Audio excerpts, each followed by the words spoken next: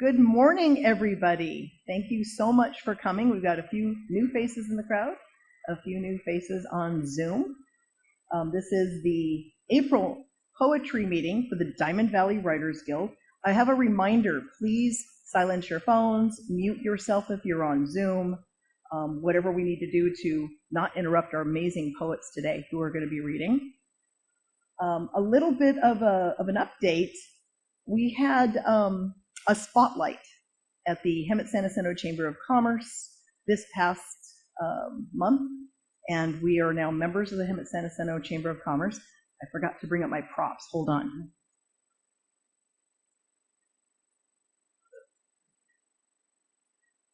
They can cut that on in post, I'm sure. So we received a certificate of recognition, a certificate of recognition from the California Senate for our contributions as a nonprofit. We also now have a plaque that we are members of the Hemet-San Jacinto Valley Chamber of Commerce. So that's kind of an exciting development. First time we've ever been a member of the Chamber of Commerce as a nonprofit. A little anthology update. All the submissions are in. The wait list is closed. We're going through the few that are still on the wait list. Editing is well underway. Several pieces have already been finalized and have been sent off to the proofreaders. We're in the process of developing a cover.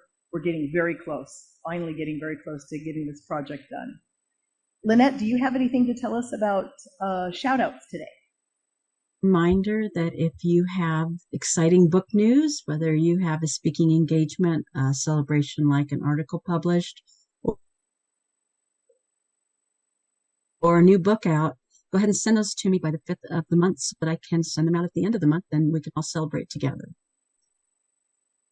Excellent, excellent. She does a great job with that, by the way. When you get your monthly notification of new books being published, of speaking engagements of some of our members, or blog posts, or interviews, awards that have been received, that's Lynette putting that together. And none of us get paid very well for this, so let's give her a round of applause.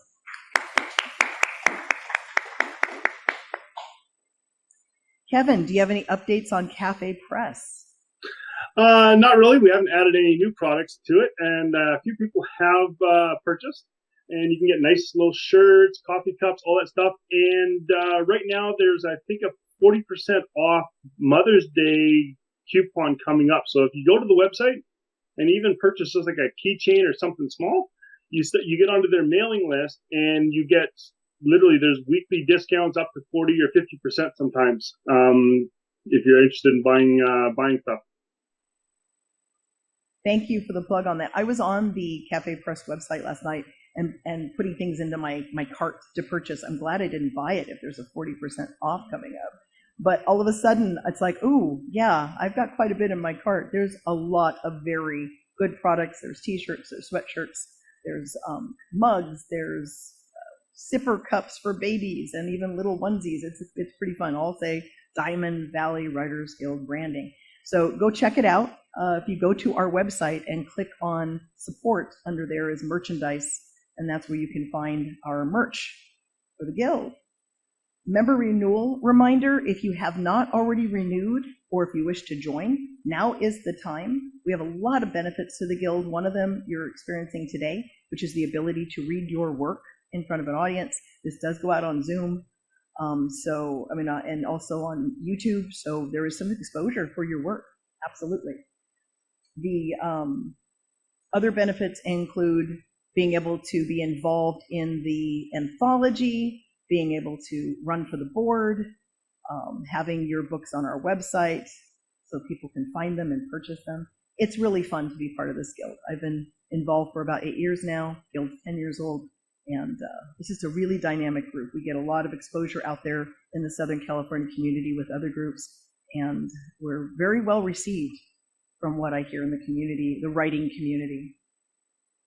Volunteers, hybrid, Zoom team positions, that sort of thing. Usually Jessica handles that, but she and a couple of our other younger members are out working at Coachella this weekend. So they're actually, getting paid for what they usually do here free. And so we need volunteers. We have Angie, who stepped up today and came, Bang Bruce, who happens to also be my husband, but he is also a member because he had his book published this last month. And they came. They don't normally help, so we do need some people to volunteer to be more regular assistants on our meeting Saturdays. It's only once a month. If you want to learn how to use video equipment, do the hybrid system, the audio equipment, we're very happy to teach. If you don't have any knowledge, but you have desire and some excitement for the job, we're right there wanting you to come help. Member successes. Has anyone had anything published since the last meeting? Have you had any awards, any interviews, anything exciting? Started a project that you've been wanting to do? Finished a project? Is there anyone on Zoom? I can't see over my shoulder very well. Anybody out there? Someone's pointing. Go ahead and unmute and talk about your success. Real quick, I know that Dennis couldn't be here today, and Dennis had a new article published in Cadet Magazine. He wrote a couple of books for kids on coin collecting, and he was able to write a article on coin collecting that would help the cadets with their merit badges. So congratulations, Dennis. Excellent. Let's give a round of applause for Dennis.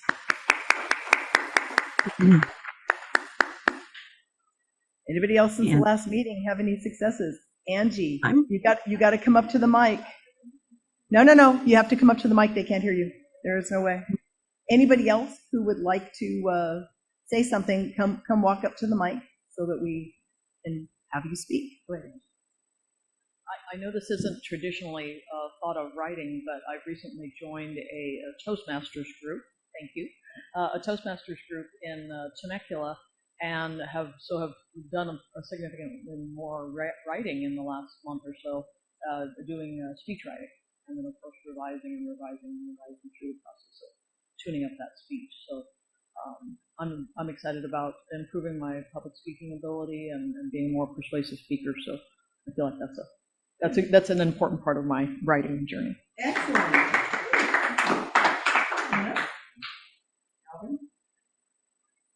I guess you can count this as writing, although it's not published yet. I set a goal of 35,000 words this month for Camp NaNoWriMo, and I had 2 outlines for historical novels. I finished the first one by the 10th, and I'm almost finished with the second one. The first one deals with 3 characters, 3 brothers in the struggle for independence from Great Britain, predominantly in South and North Carolina, Virginia. The second one is about 2 brothers that come from Barcelona, Spain, by way of England, and arrive in the United States and get involved in the oil and citrus boom early in the 20th century. And it covers a span all the way from 1900 to about 1945 or 1946. So I'm almost finished with that. Congratulations. That's a lot of words. You did that in 1 month, right? Yeah. 10 days? Wow, that's a lot of words in 10 days. Good for you. Congratulations on that. Anyone else have an announcement, special, plug they want to make regarding writing? Anybody else on Zoom? Me. I know some of you know that I've been working on Fairy Tale, and I went to a pitch workshop this last week and had very good response. And the gal that was actually coaching us and stuff was a publisher, and she wants to see more of my work, and she wants to talk to me about my fairy tale. So I'm really excited about that. Yes. I also know we have a couple of members going to the Los Angeles one-day conferences the first weekend of May. Jerry Green and Brenda DeLuna, because they had mentioned that. They're not here, I don't think, in the meeting today, but I want to mention that they're out in the community, of the writing community, and pushing their work. They have pitches scheduled for agents, and they're very excited as well. So I'll make that little announcement for them. Hopefully they can give us an update next month on whether or not they get anything viable. Someone else on Zoom? Go ahead, Yeah. Karen. Great. I just did stand-up comedy for 750 women at Pachanga for the Women's Health Expo. That was a big deal for me. And I suddenly have 3 upcoming gigs and a funeral to do. I hope I don't get them confused, but anyway, one of the performances that I'm going to be doing is for 90 to 103-year-olds. So this should be very interesting. I'm usually the oldest one in the room. I'll be the youngest one in the room. Wow. And now I'm teaching a comedy class, and to my Toastmaster cohorts, and they're discovering how different writing stand-up comedy is from writing a novel, for example, or a speech. It's just another totally different brand of writing, but it's so much fun to see other people struggle with it. So thank you. Well, that's congratulations, Karen. Thank you. She's an amazing comedian. So you said 3 gigs and a funeral. I think there was a movie that was similar to that title. Yeah. 3 gigs that's a good idea. I might have to write that too. There you go. There you go. You can have that one. No royalties required. Kay is going to come up and tell us all kinds of wonderful tips on poetry. Kay, I'm assuming I didn't step on anyone. Is there anybody else that wanted to talk? No. All right. Come on, Kay.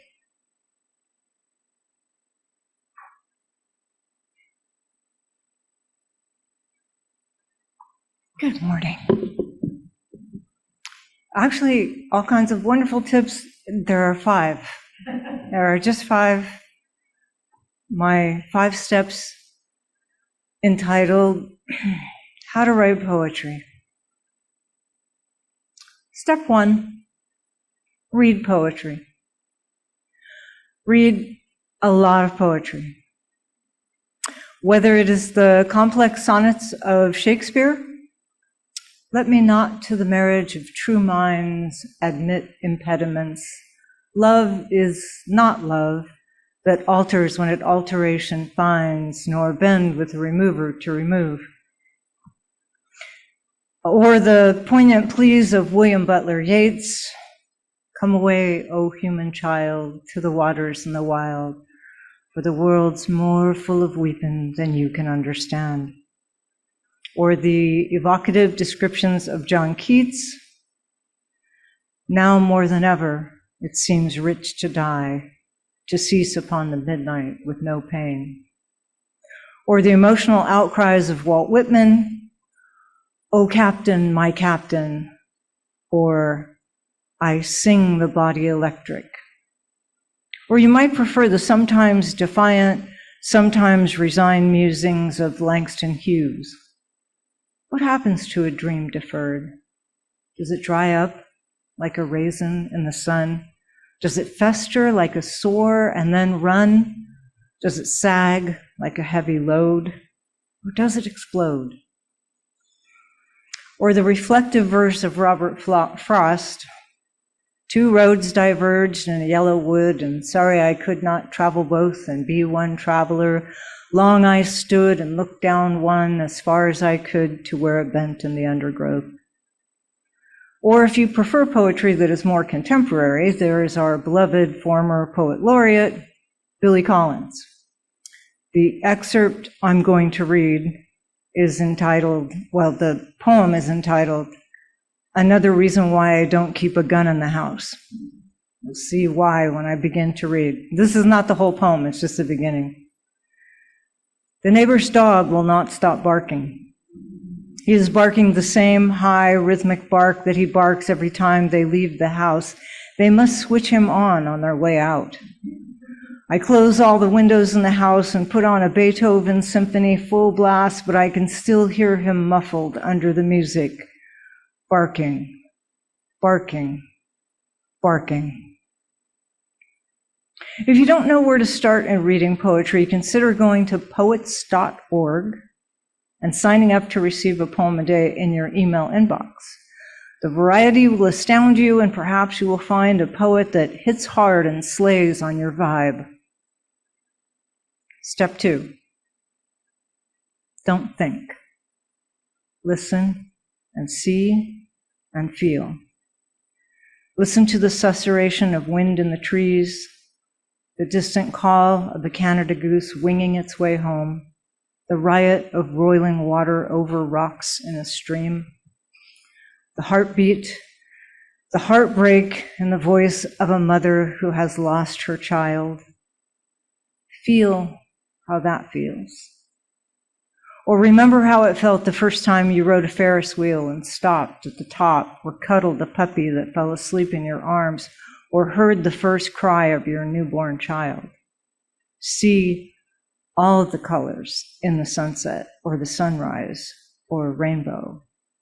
All the shades of brown in a tree, the veins in a leaf, the pink of a baby cow's nose, the luminescence of the moon on a slightly cloudy night.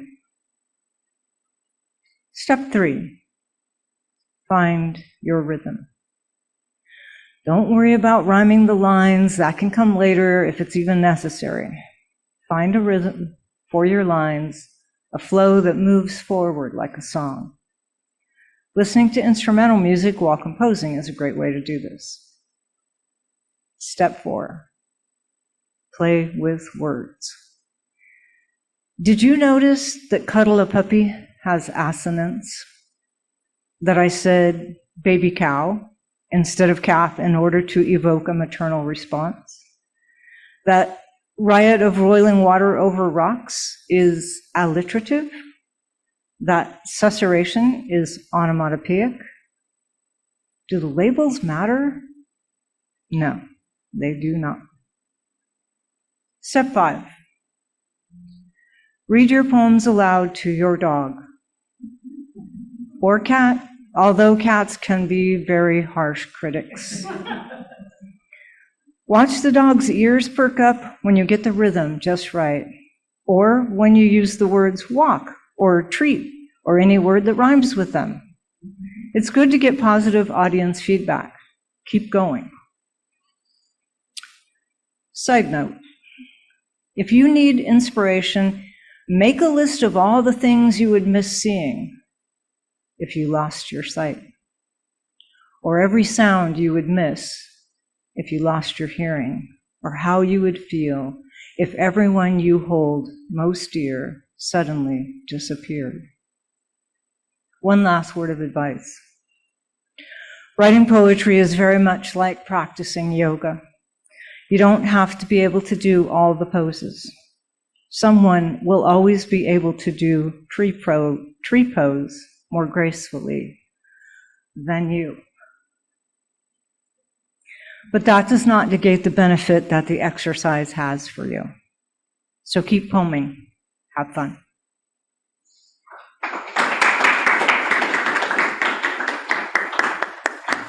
Wow.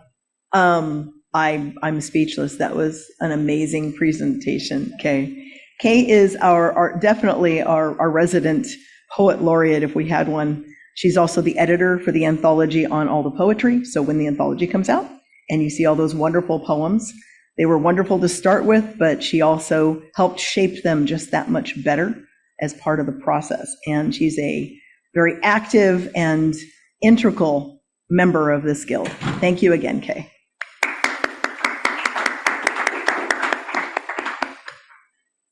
Okay, now we're moving on to what everyone has been waiting for, and that is our poetry read around. I'm going to turn the meeting over to Lynette, who is in charge of facilitating this aspect of today's meeting. Lynette, go ahead.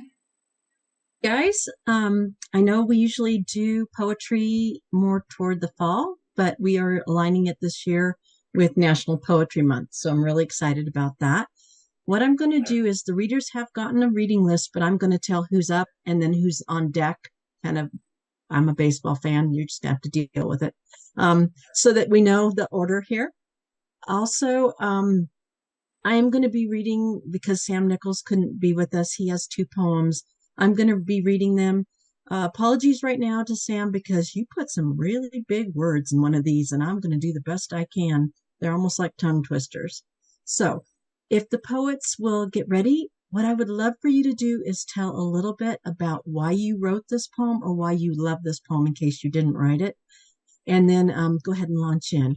So first up, we have Albion with Fall Away. And on deck is Rebecca Farnsbach's poem entitled 9/11, which will be read by Michelle Bassett. Do not touch the microphone or it will reverse and tell you that.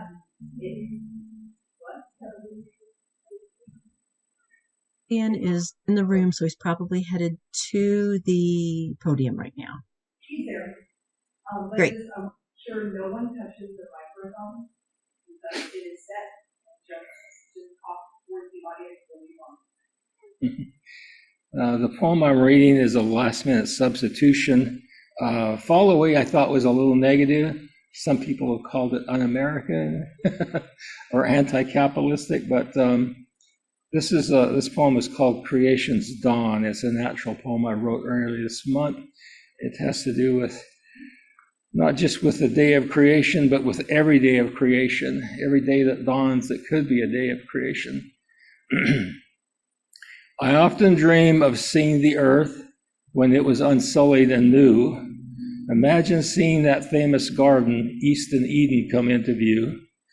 I wonder what it looked like before the first disobedient act of man. Can you imagine the beauty of that perfectly organized and unpolluted land? I'd love to see the newly organized earth at the time Adam and Eve entered there.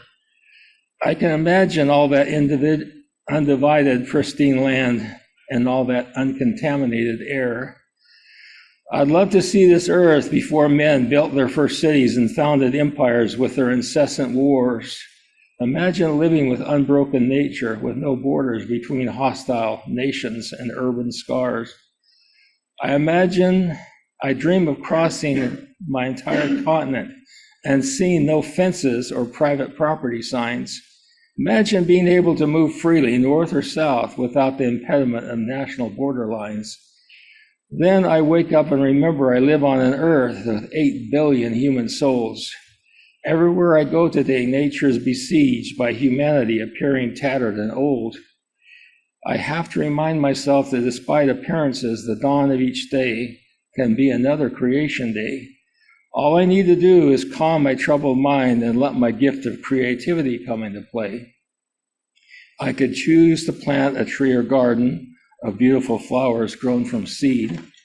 I could provide some feed and water to plants and animals around me in dire need. I can improve the habitat of the native birds so I can enjoy their songs. I can help clean the trash from a vacant field to right an environmental wrong. I could use my mind to find some new ways to conserve our scarce energy. Our Creator gave us our big brains to improve and beautify our community.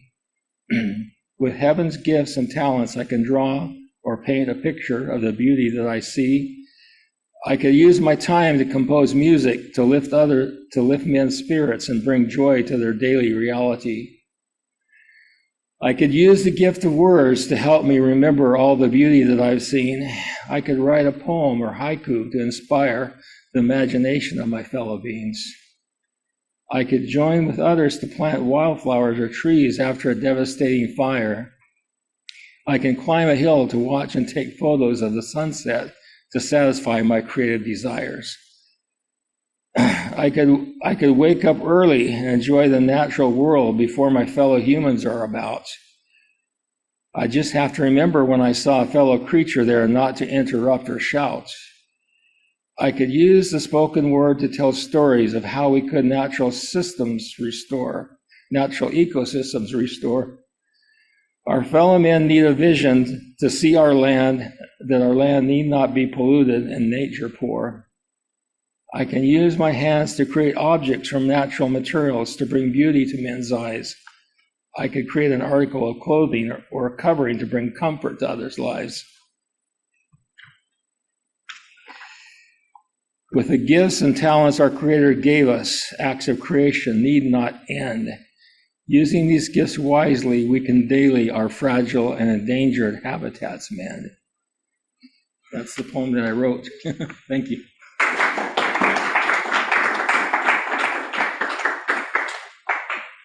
Thank you, so much. Alban. That was wonderful. So I guess, go ahead, Lynette. Oh, I was just going to say, Brandon with Love, Love, Love, you're up after Michelle.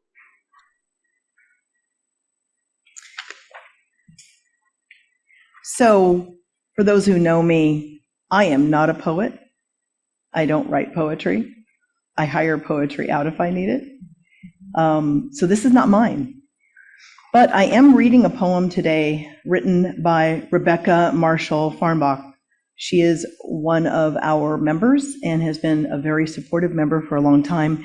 She's a wonderful author, has many historical nonfiction books out, a beautiful cookbook for Temecula Winery. So she has a lot of credits, both traditionally published as well as self-published.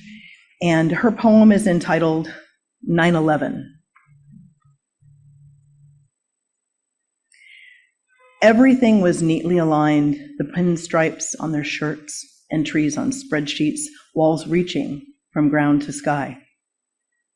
Instantly, the lines broke, bewildering, allowing few rushed moments for calls to family and plans for escape.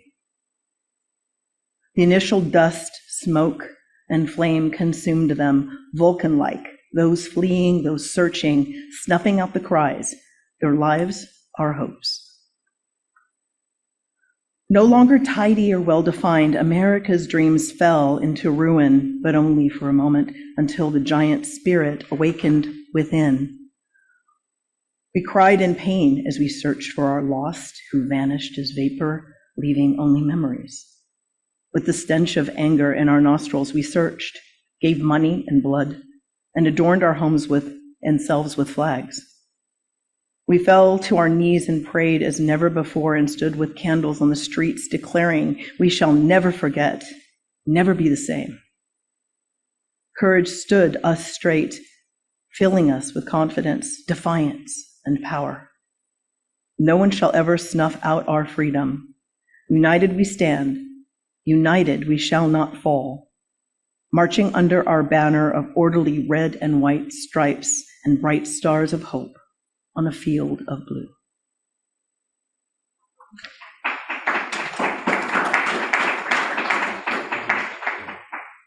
Thank you, Michelle. Next up is Brandon with Love, Love, Love, and on deck is Allison Sanders with Just at Evening.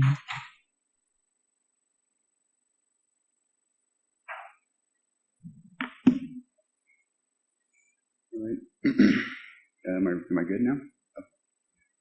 Thank you. Hi, my name is, I usually go by Q. This is my poem, Love, Love, Love. I wrote this poem to try to capture this idea of like more a youthful experience of love, and the more chaotic thing of love is that people experience when they're youthful. It's very chaotic. So this is Love, Love, Love. A galloping horse has flew and flung, its wings so gullible. It trods, breaking every call from God. It ignored the music, so succulent. A great hum flower. Love, pretending hour. Love the chirp of every flaw. Love the giant below. You, just keep calling my pen, my memory, in deep, deep performance.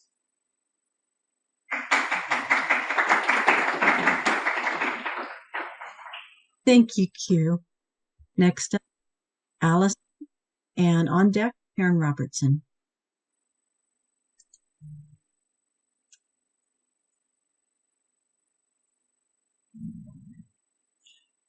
I'm going to read a poem, While It Was Yet Night. I think I gave Lynette the wrong title when I turned it in, but I wrote this poem in 2006. And I used the term that I wrote it kind of loosely. I had gotten up early that morning, Saturday morning, and I was very upset about a lot of things going on in my life, and I knew that I had to go pray. So I went in my den, didn't even turn the lights on, and started to pray and just lift up various concerns. And all of a sudden, there was a poem in my head. And this is the poem that the Lord gave me that day, and it was the first of a series of poems that 4 of them in the month of March of 2006, second day of April, my dad died very suddenly, and these were kind of preparing me for that, although I didn't know it at the time. And then right after that, he gave me a series of 4 more poems that were very comforting, and I later incorporated into a book of poems. And ever since then, though, I've had that experience of just having poems put in my head. So, while it was yet night. And it starts with a Bible verse. I love them that love me, and those that seek me early shall find me. Proverbs 8:17. Before dawn broke, I rose alone to lift my cares up to your throne, to tune my heart to yours, to hear your wisdom, grace, and counsel clear. Your still small voice in the dark I heard, speaking to me your precious word, bringing me comfort, counsel, peace, giving me from my woes surcease, lifting my spirits, calming fears, and wiping away all my tears, granting wisdom to show the way to walk in your footsteps this day. My prayers ascend to you alone. Into my life your light is shown, and borne up as on angels' wings my spirit soars to you and sings songs of praise, joy, and rejoicing, much the same as the angels sing. I will go forth with peace and joy, free from anxiety's alloy, to serve you, Lord, in your own strength, and join the saints' unending ranks in bringing you glory and praise, as long as you allow me days. Thank you.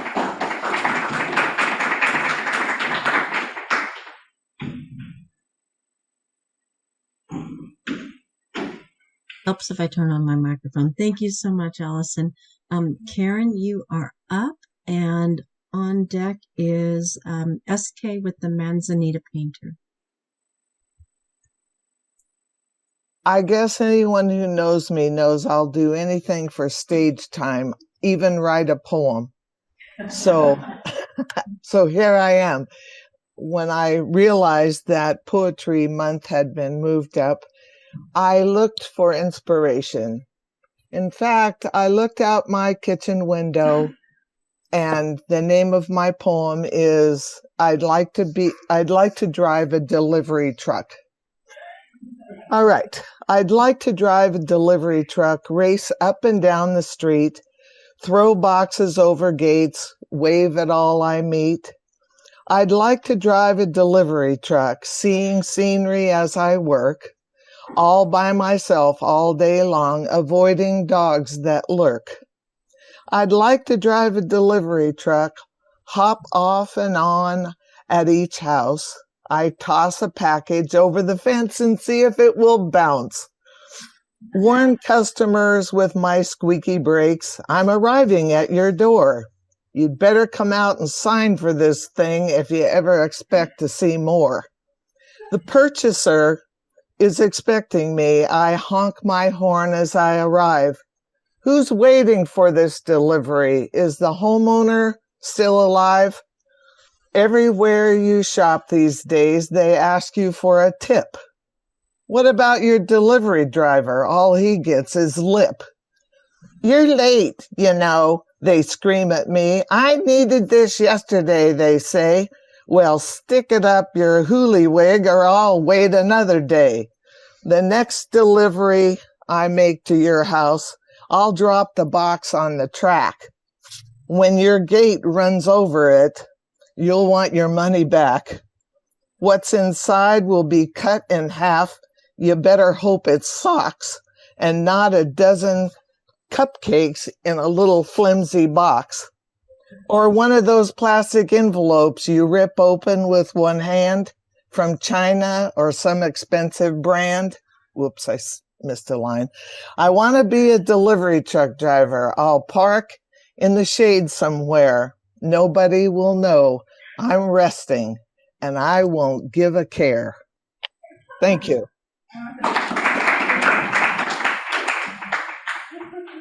Inspiring, wasn't it? Everybody's going out to drive a truck next week. Oh, okay. SK is up, and Allison, you're on deck. I'm still laughing. I can't read after that. Almost due east of us, there's a big mountain, little town up there, Idlewild, lots of hiking trails. On those hiking trails, there are many lovely trees. One type of tree in particular is the manzanita. I think most people who live in California are familiar with it. They're red. Their bark is very sort of like that barn brownish red color, and the bark is very smooth. And that's all you need to know to understand this poem. The Manzanita Painter. We hike at dawn in Manzanita heaven, up where clouds will briefly linger tonight as the storm moves through. We'll have made our retreat by then, but these trees, lithe arms stretched like ballerinas toward the universe, are fearless. Some forest spirit of long ago has blessed them with her broad brush, her bottomless bucket of rustic red, slathering the branches with a thick coat that oozed like lava from twig to trunk, enfolding them in a crimson carapace, burnished and luminescent now as the trees catch the sun's first rays.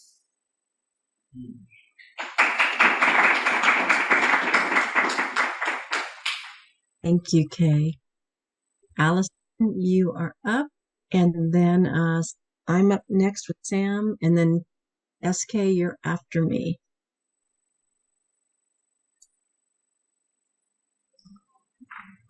This poem I wrote in 2016, another very trying time in my life. We were getting ready to move, and there was a lot again on my plate. And one evening I decided to go take a walk, and I didn't get farther than my threshold.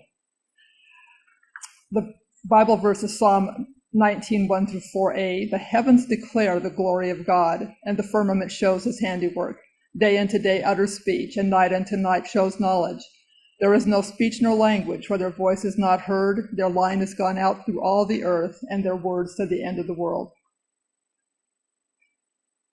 I had just stepped out my door this evening, for my heart was sore, and I felt I would suffocate from all the worries on my plate. I decided to take a walk, and with my Lord to have a talk, for I knew he would hear my prayer and ease the burden of my care.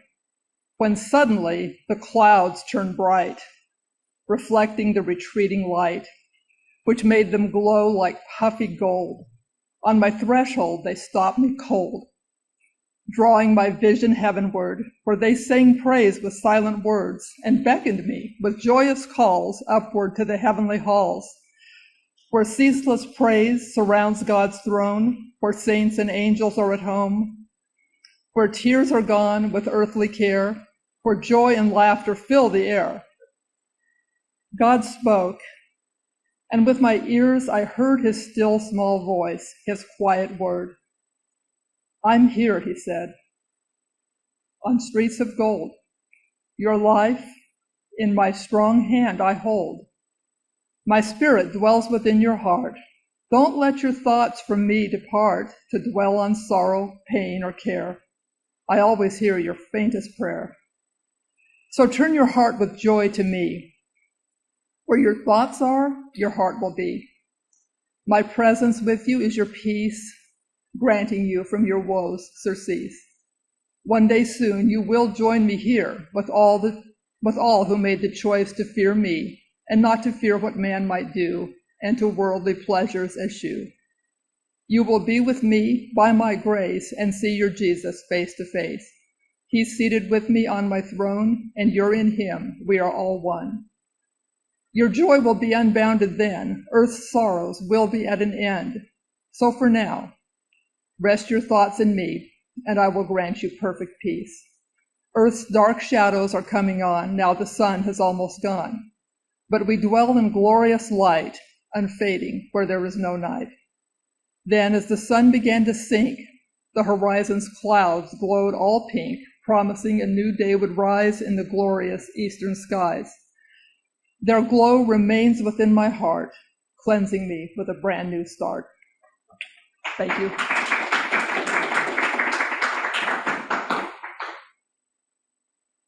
Thank you so much, Al. Next up is Nichols called What Not to Share, and I'm going to try my very best on this. Sam's note says that he has been playing Robert Lee Brewer's in Writer's Digest the poetry prompts for several years now.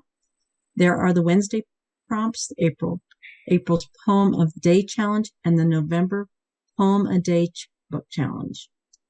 And when I asked for titles of the poems to read, Sam was struggling with choosing two, thinking about the April 6th prompt to write a reaction poem. As he considered one poem after another, the theme of what we couldn't read kept nagging at me and resulted in this following poem. Sam says, as a guy who coordinates the open mics for Inland Empire Writers Guild, it is my job to disseminate exactly the same limitations. So this is not a criticism, but a slanted look. This is Sam's poem called What Not to Share. Everybody cross your fingers right now, because he stuck some real tongue twisters in here for me.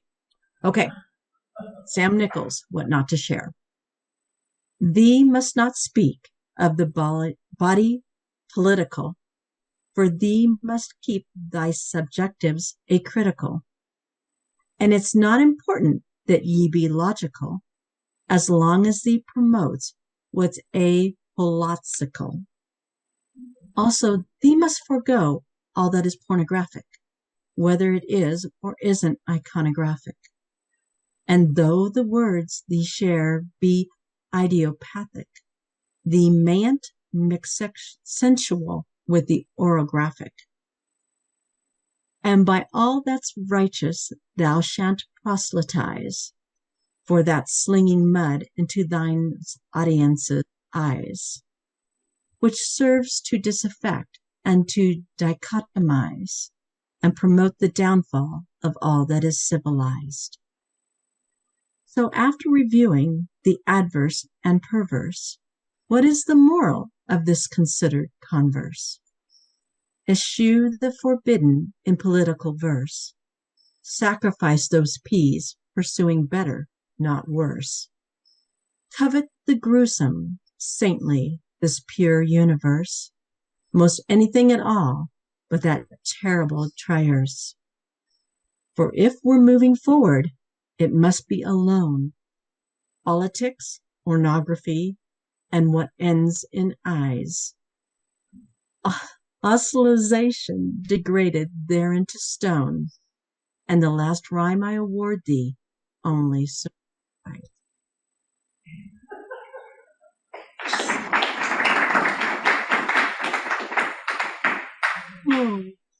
Next is SK with I Might Write Today.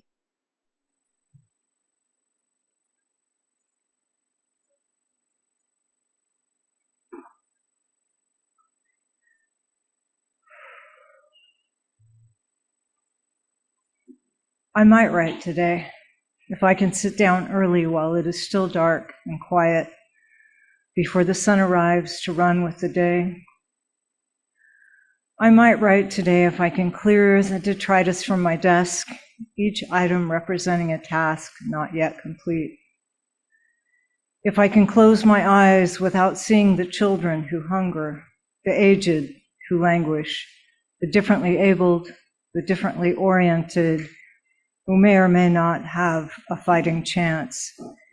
If I can hold a bandage on my heart, if only for a time, to stem its bleeding onto the page, if I can stop crying long enough to keep from setting down the pen, to wipe the tears that fall upon the paper below, the saline pooling with the blood and the ink, distorting my words, if I can manage somehow to hold it all in for one long, courageous inhalation, then blow it out, slow and steady and searing like dragon's breath, singeing the edges of the paper, but drying the tears.